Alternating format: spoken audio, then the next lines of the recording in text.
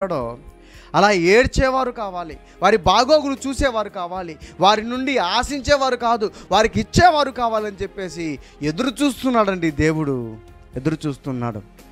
కొన్ని రోజుల తరబడి ఈ మాసిదోనియా సంఘానికి ఎవరిని పంపించాలని చెప్పేసి పౌలు ప్రార్థన చేస్తూ, పౌలు ఎదురు చూస్తూ, ఆలోచన చేస్తూ ఉంటే తీతు చాలా ఆసక్తి గలవాడని అక్కడ మనకు కనబడతా ఉంది. చాలా ఆసక్తిగా ఎదురు చూస్తున్నాడు. అయ్యా నేను వెళ్తానయ్యా, అయ్యా నేను వెళ్తానయ్యా, నేను ఖచ్చితంగా వెళ్తాను. నువ్వు ఎలాగైతే మాసిదోనియా సంఘం గురించి ఆలోచన చేస్తున్నావో నేను అలాగ ఆలోచన చేస్తాను.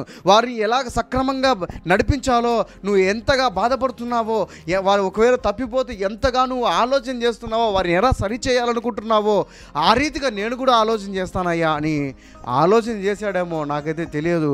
ఆసక్తి గలవాడని వాక్యం సెలవిస్తుంది. ఆ ఆసక్తిని చూసి తీతును పంపించారండి. తీతును పంపించారు. ఎందుకో తెలుసా? వారి జీవితాలను సరి చేయడం కోసం, తీతును డబ్బులు కలెక్ట్ చేసుకోవడం కోసం పంపించారు.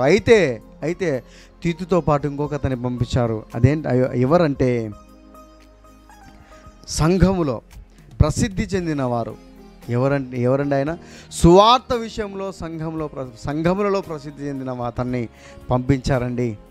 పంపించారు. ఈ కాలంలో ఇప్పట్లో అందరూ కూడా డబ్బు గురించి చెబుతున్నారండి. ఇవ్వుడి మీకు ఇవ్వడును అంటున్నారు తప్ప సంఘం గురించి ఆలోచన చేసేవారు లేరు. కానుకలు ఇవ్వండి అని కలెక్ట్ చేసుకుంటున్నారు తప్ప సువార్త విషయంలో వారు ఆసక్తి కలిగి లేరు, ప్రావీణ్యం కలిగి లేరు, వారు ప్రసిద్ధి చెంది లేరు. ఎందుకంటే వారికి కావాల్సిన ధనం వారికి వచ్చేసింది, వారి కుటుంబానికి కావాల్సిన ధనం వారికి వచ్చేసింది. లక్షలు సంపాదిస్తున్నారు. నిజంగా చాలా బాధాకరంగా మాట్లాడుతున్నానండి. సంపాదిస్తున్నారండి. సంపాదన ఉద్యోగానికి పాస్టర్కి అసలు తేడా లేకుండా పోయింది. ప్రియ సహోదరుడా, ప్రియ సహోదరి, ఇటువంటి వారిని చూసి విసిగి వేసారిపోయావా? అయితే రా, దేవునిని పిలుస్తున్నాడు. ఇలాగ ఉండకూడదు అని చెప్పేసి నువ్వు ఎంత బాధపడుతున్నావో, నేను వీరిని అందరినీ చూసి నేను ఆగిపోయాను నువ్వు అనుకుంటున్నావేమో. దేవుడు సేవ చేయడానికి నువ్వు ఇష్టపడుతున్నావా? రా, ఆయనకు జత పని వారు కావాలి.